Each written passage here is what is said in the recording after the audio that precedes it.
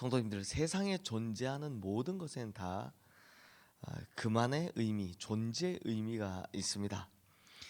예를 들면 길가에 있는 작은 돌멩이라도 그 자리에 있는 이유가 있는 법입니다. 그러므로 그 존재의 의미를 인정하는 것이 바로 하나님의 창조론이고 창조의 섭리를 인정하는 것이죠. 근데 이걸 반대로 이 모든 것이 우연으로 일어났다라고 말하는 것이 진화론입니다. 저는 이게 뭐가 과학적으로 맞고 안 맞고가 아니라 스스로를 진화론을 주장하는 젊은이들 보면 참 안타까울 때가 있습니다. 왜냐하면 자기 존재 자체가 우연히 만들어졌다라고 스스로 이야기하는 거니까요. 그런데 하나님의 창조 섭리 안에서 내가 이 시대에 이 땅에 태어난 것엔 다 그만의 이유가 있다라고 이야기하는 것이 창조의 섭리를 이야기하는 거니까요. 어느 것이 더 나은가? 자기 스스로를 더 낫게 이야기하는가? 당연히 하나님의 창조 섭리를 인정하는 겁니다. 그러므로 하나님께서 온 세상 모든 만물을 창조하시고 창조하신 것들마다 하나님께서 뜻하신 곳에 두어서 하나님께서 홀로 영광 받으신 것이 바로 하나님의 창조 섭리다라는 거죠. 그러므로 하나님께서 인간을 만드실 때도 인간의 몸 속에는요 필요 없는 것을 만들지 않으셨습니다. 다 존재 의미를 두고 만드셨습니다. 예를 들면 예전에는 우리 어르신들 비슷하셨을 겁니다. 맹장이 대장 끝에 딱 달려있는 이 소화기관이잖아요. 특별한 의미가 없다고 생각했습니다. 그래서 맹장염 걸리면 옛날에도 어떻게 하셨습니까? 그냥 다 잘라서 그냥 제거했습니다. 그러면서 뭐라고 이야기합니까?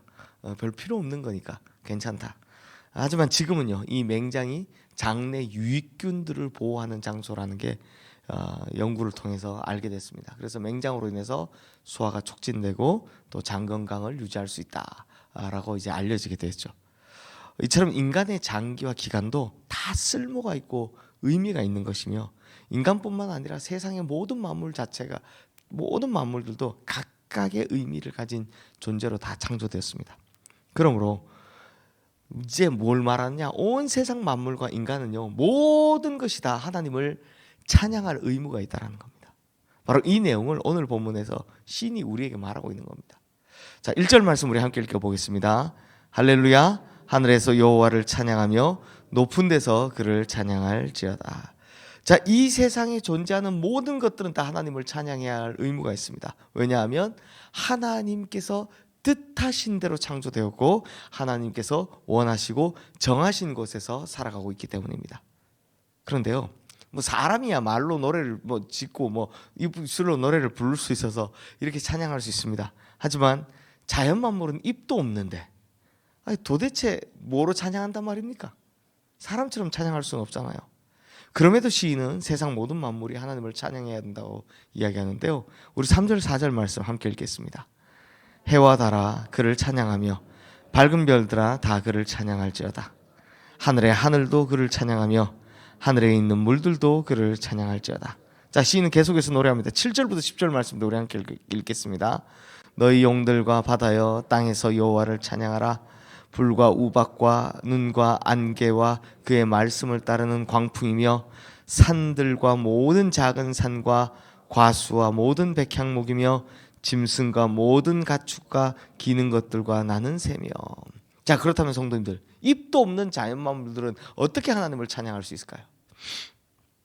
그런데요, 이거 조금만 깊이 생각해 보면 답을 알 수 있습니다. 피조물들은요, 하나님께서 창조하신 섭리대로 살아가는 것이 하나님을 찬양하는 겁니다. 즉 하나님께서 만드신 이유대로 살아가는 것이 하나님을 찬양하는 것이다라는 겁니다. 이를테면 태양은요, 이 세상을 뜨겁게 비추는 것이 하나님을 찬양하는 겁니다. 우박은요, 단단한 얼음 알갱이가 되어서 이 땅에 떨어지는 것이 하나님을 찬양하는 겁니다. 광풍은 이름 그대로 무서운 바람이 되어서 세상을 휘몰아칠 때 하나님을 찬양하는 겁니다.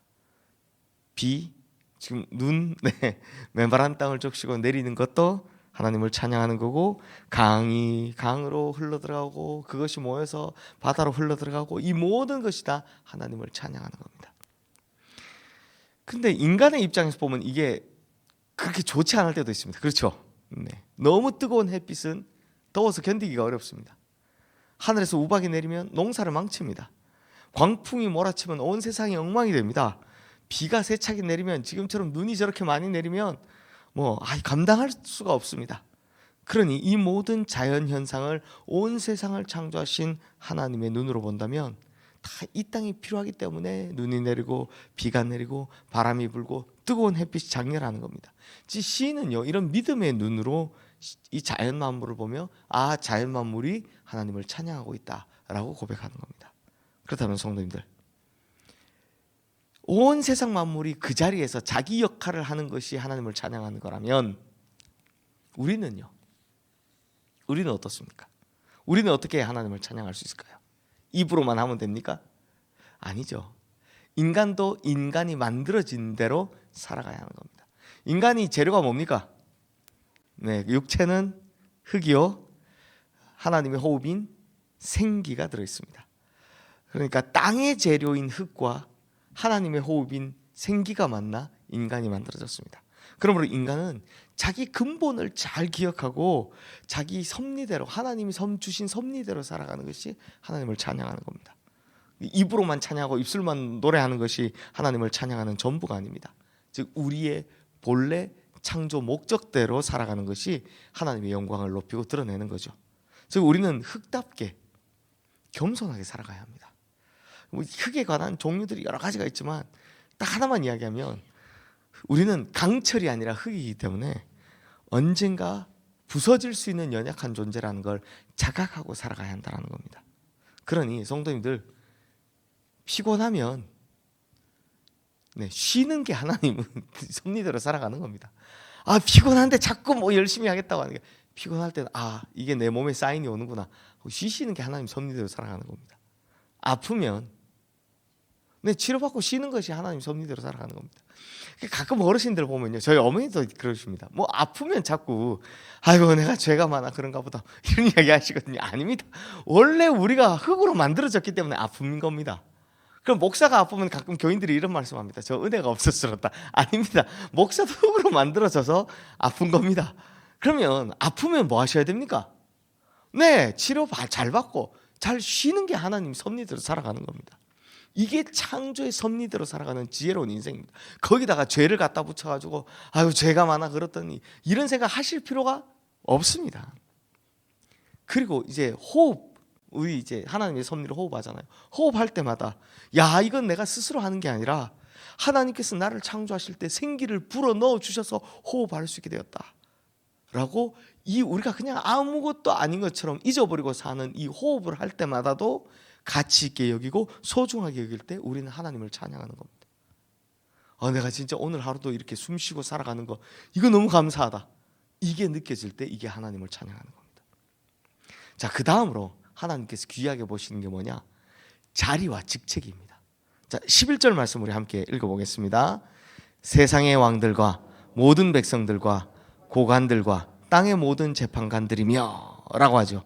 여기 보면 세상의 왕들, 모든 백성들, 고관들, 재판관들, 즉 하나님께서 허락하신 자리가 있습니다, 사람마다. 그리고 그 자리에서 하나님의 영광을 드러내며 사는 것이 하나님께서 가장 귀하게 보시는 찬양이다라는 겁니다. 예를 들면 왕은요, 자기 멋대로 하는 게 아니라 자기에게 맡겨진 백성들을 하나님 마음으로 잘 다스릴 때 그것이 하나님을 찬양하는 겁니다. 고관들은 백성들을 사랑하고 주어진 역할에 충실히 수행할 때 그것이 하나님을 찬양하는 겁니다. 재판관들은요, 뇌물받지 않고 공의를 따라서 공정하게 재판할 때 그것이 하나님을 찬양하는 겁니다. 백성들은 이 왕이나 고관을 섬기는 것이 아니라 왕 중의 왕이신 하나님을 섬길 때 그것이 하나님을 찬양하는 겁니다. 다 자기에게 맡겨진 역할에 최선을 다할 때 그걸 가장 정의롭고 공의롭게 성실하게 행할 때 그게 하나님을 찬양하는 거다라는 겁니다. 그러니 성도님들, 우리 역시 맡은 일들이 있습니다. 하나님께서 주신 일들이 있습니다. 때로는 세상이 가진 직업이 있고요. 그러니 그 삶의 현장에서 최선을 다해 하나님의 영광을 드러내기 위해서 할 때 그게 바로 하나님을 찬양하는 자다라는 겁니다. 오늘 너무나 중요한 이야기를 이 시편 기자가 하고 있는 겁니다. 그 맡겨준 자리에서 최선을 다해 살아갈 때 그것이 바로 창조의 섭리를 인정하는 거고 하나님을 찬양하는 거다라는 겁니다. 다시 말씀드리지만 입술로 노래만 부른다고 해서 하나님을 찬양하는 게 아닙니다. 오늘 하나님께서 맡겨주신 나의 삶의 자리에서 최선을 다하며 살아갈 때, 그러면서도 겸손할 때 하나님께서는 우리를 통해 영광 받으실 것입니다. 그러므로 삶의 자리가 좀 녹록지 않을 때도 있습니다.